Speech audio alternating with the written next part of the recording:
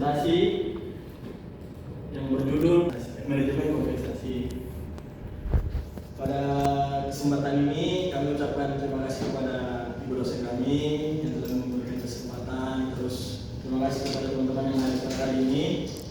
Dan pembacaan presentasi akan dilakukan oleh saudara Zulkifli Syukur. Yang pertama, latar belakang dalam organisasi ini sumber daya manusia memegang peranan penting bagi keberlanjutan dan keberhasilan perusahaan. Kualitas dan kinerja karyawan sangat menentukan pencapaian tujuan organisasi, sehingga diperlukan sistem pengelolaan SDM yang efektif.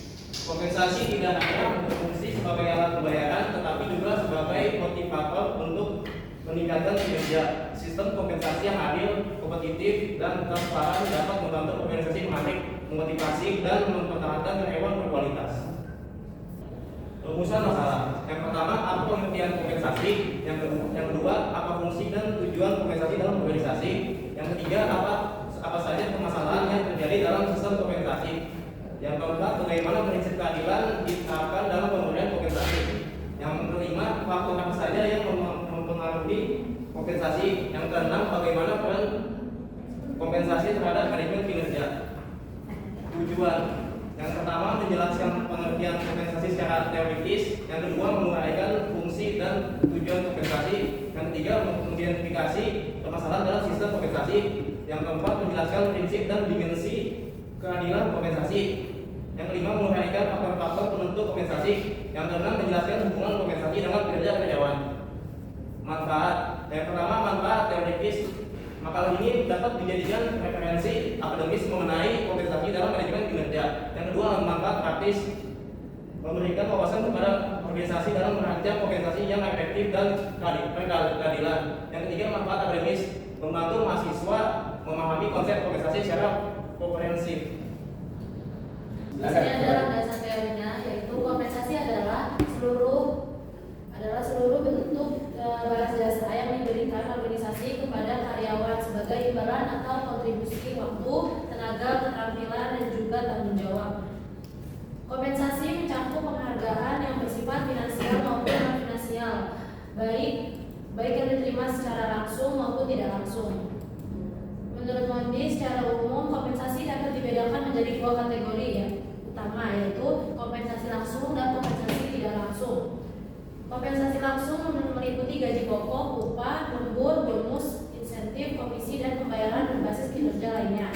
Kompensasi tidak langsung mencakup berbagai bentuk tunjangan seperti asuransi, kesehatan, dana pensiun, cuti berbayar, fasilitas kerja, jaminan sosial, bantuan kesejahteraan, serta berbagai bentuk benefit lain yang mendukung kenyamanan kerja karyawan. Adapun fungsi kompensasi menurut Peter D. Davis, satu, fungsi ekonomi sebagai sumber pendapatan bagi karyawan. Yang kedua, fungsi motivasi. Kompensasi mampu meningkatkan motivasi dan produktivitas. Yang ketiga, fungsi administratif sebagai dasar penyusunan struktur penggajian dan evaluasi jabatan. Yang keempat, ada fungsi retensi, kompensasi yang kompetitif, menurunkan turnover. Yang kelima, fungsi keadilan, menjamin adanya kesetaraan dan proporsionalitas antar jabatan. Tujuan kompensasi yaitu satu, menarik kandidat yang berkualitas. Yang kedua, ada meningkatkan motivasi kerja. Yang ketiga, mengarahkan perilaku sesuai strategi organisasi. Yang keempat, menjaga kepuasan dan loyalitas pelayan. Yang kelima, memastikan keadilan internal dan eksternal. Yang keenam, mengontrol biaya organisasi secara efektif.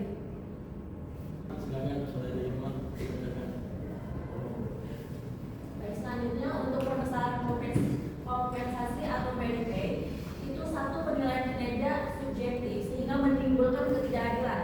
Yang kedua, indikator kinerja tidak jelas sehingga karyawan bingung standar penilaiannya. Untuk nomor 3, besarnya merit pay tidak signifikan, tidak cukup memotivasi. Yang keempat, kurangnya transparansi dalam proses penilaian. Yang kelima, perbandingan sosial antara karyawan dapat meningkatkan kecemburuan. Selanjutnya untuk prinsip keadilan, Ini pertama ada keadilan internal. Gaji antar jabatan dalam organisasi harus sesuai dengan tanggung jawab dan beban kerja. Yang kedua, keadilan eksternal.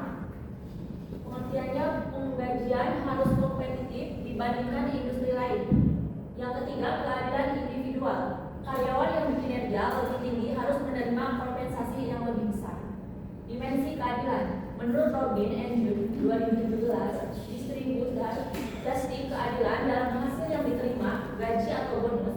Yang kedua, prosedural justice keadilan dalam proses penentuan kompensasi. Proses harus transparan, objektif dan konsisten. Yang ketiga, international justice perlakuan yang sopan dan komunikasi yang jelas selama kompensasi. Selanjutnya, faktor yang mempengaruhi kompensasi. Pertama, produktivitas dan kinerja karyawan. Yang kedua, kualifikasi dan pengalaman. Yang ketiga, penawaran dan permintaan tenaga kerja. Yang keempat, kondisi ekonomi. Yang kelima, kemampuan finansial organisasi. Yang keenam, kebijakan pemerintah. Yang ketujuh, struktur organisasi dan nilai jabatan. Selanjutnya, hubungan kompensasi dan kinerja. Kompensasi memiliki hubungan yang kuat dengan kinerja karyawan karena kompensasi berfungsi sebagai penghargaan atas kontribusi yang telah diberikan. Kompensasi juga berpengaruh pada kepuasan dan komitmen kerja. Karyawan yang merasa kompensasi sesuai dengan beban kerja dan tanggung jawab biasanya memiliki tingkat kepuasan lebih tinggi, pada akhirnya berdampak positif pada kinerja. Untuk kompensasi menjadi faktor yang penting dalam meningkatkan kinerja karena berfungsi sebagai motivator, alat penghargaan, serta mekanisme pengarah perilaku kerja dalam organisasi. Selanjutnya, tantangan dalam menerapkan merit pay. 1. Ketidakakuratan penilaian kerja. 2. Bias nilai seperti halo efek, favorisme, atau subjektivitas. Yang ketiga, insentif terlalu kecil sehingga tidak berdampak pada perilaku kerja. Yang keempat, ketidakjelasan KPI membuat merit pay tidak efektif. Potensi konflik internal, terutama karyawan saling membandingkan hasil. Prinsip keadilan dalam kompensasi itu ada sesuai dengan beban kerja. Yang kedua ada berdasarkan data pasar. Yang ketiga diberikan oleh proses yang transparan, terus dikomunikasikan dengan jelas. Dan terakhir serta tidak memunculkan diskriminasi. Jadi kesimpulan dari slide ini adalah kompensasi mencakup finansial dan non finansial, berfungsi menarik, mempertahankan dan memotivasi karyawan. Permasalahan utama yaitu subjektivitas dan ketidakadilan.